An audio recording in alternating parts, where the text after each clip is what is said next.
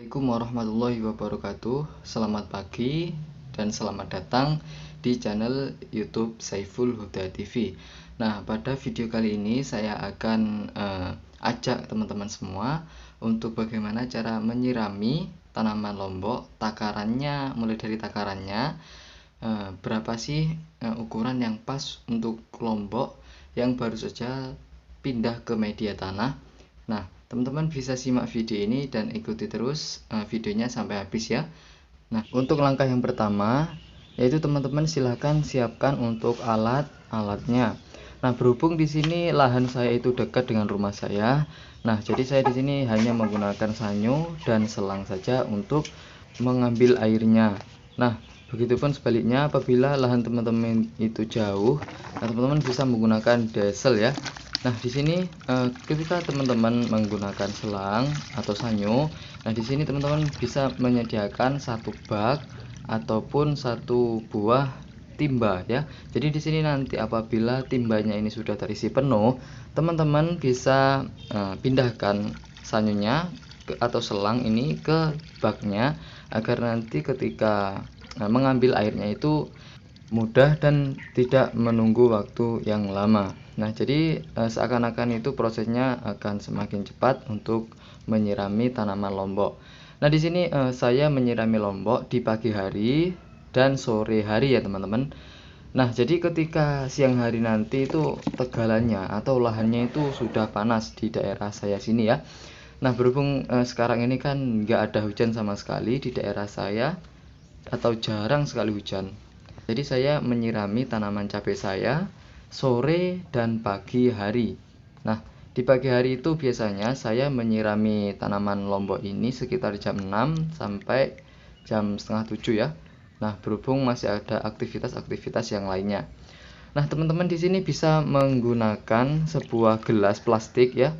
Silakan teman-teman bisa menyiramkan satu buah cangkir ini secara penuh ataupun teman-teman bisa kasih setengah-setengah juga bisa ya.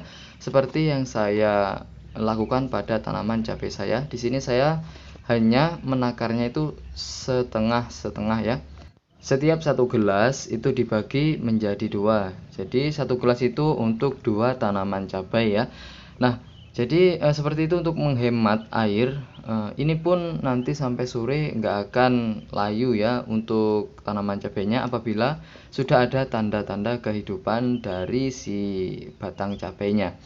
Nah, teman-teman bisa lakukan cara ini setiap hari, setiap pagi dan sore. Insya Allah nanti untuk pertumbuhannya itu bisa sempurna ya. Saya melakukan penyiraman ini mulai dari bibit cabai ini saya tanam sampai sekarang kurang lebih sudah ada 5 sampai 6 harian ya. Saya mengocori atau saya memberikan air di dalam tanaman cabai saya ini ya. Alhamdulillah untuk tanaman cabainya sudah bisa hidup. Nah, jadi hal-hal yang perlu teman-teman perhatikan sebelum teman-teman semua ini menanam cabai. Nah, jadi langkah pertama harus mendesel dulu untuk lahannya ya. Sebelum ditanami harus mengasih air atau harus mendesel lahannya. Agar supaya nanti ketika teman-teman menanam cabai bisa langsung tumbuh ya atau bisa langsung hidup. Terkecuali nanti apabila bibitnya itu cabutan, itu tidak langsung tumbuh ya. Nunggu 5 sampai 6 hari baru nanti akan bisa tumbuh subur di tanamannya. Nah, ini berbeda dengan kalibekan seperti yang sudah saya tanam di tegalan atau lahan saya. Nah, bisa teman-teman lihat 2 atau 3 hari langsung hidup ya. Selain penyiraman setiap hari yang dilakukan pagi dan sore hari, ada faktor pendukung lainnya supaya tanaman cabai itu hidup sempurna. Yang pertama, teman-teman bisa perhatikan apabila di sekeliling rumah teman-teman itu banyak sekali ayam dan lain sebagainya, teman-teman bisa pasangi pagar. Nah, ataupun jaring supaya pitik atau ayam itu tidak masuk ke lahan atau kebun teman-teman, sehingga dapat menyebabkan tanaman cabai teman-teman bisa hidup dengan sempurna.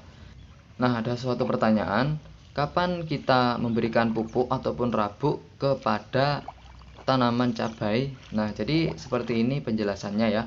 Nah, jadi untuk tanaman cabai itu sendiri siap untuk diberikan pupuk ataupun rabuk itu sekitar berumur setelah 10 hari. Bukan hanya sekali saja, melainkan 10 hari sekali. Apabila nanti teman-teman membeli rabuk itu, silakan teman-teman bisa atau bisa bisa dilarutkan ke dalam cairan ya. Nah, mengapa harus dilarutkan seperti itu? Agar nanti tanaman cabai itu tidak mati kepanasan karena pupuk yang kita berikan secara langsung ke dalam tanaman cabai. Hal tersebut merupakan resiko yang sangat tinggi sekali apabila dilakukan dan bisa menyebabkan tanaman cabai teman-teman bisa mati dalam waktu yang sudah ditentukan. Adapun untuk cara melakukan pemupukan terhadap tanaman cabai nanti akan saya bahas di video berikutnya. Alhamdulillah di sini saya sudah melakukan penyiraman ke semua tanaman cabai saya dan ini hasilnya bisa teman-teman lihat di bagian sini. Di dalam video ini saya hanya share saja kegiatan saya ketika saya berkebun. Nah, jadi apa yang saya lakukan di dalam video ini saya menceritakan ya.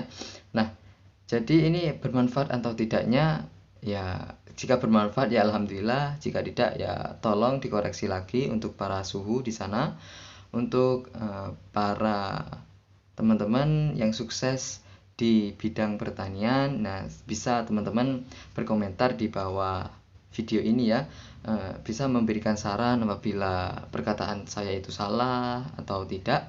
Nah, kita saling support lah sesama petani, oke? Nah, mungkin cukup sekian untuk video yang saya buat kali ini. Nah, semoga video ini bisa bermanfaat untuk teman-teman semua dan juga saya juga. Nah, jadi teman-teman bisa subscribe channel ini. Apabila teman-teman menyukainya, bisa like video ini, silahkan sebar ke media sosial agar nanti tahu kegiatan saya setiap hari ya. Oke, terima kasih bagi teman-teman semua yang sudah menonton video ini mulai awal hingga akhir, walaupun video ini sangat membosankan sekali, tapi nggak apa-apalah. Oke, wassalamualaikum warahmatullahi wabarakatuh.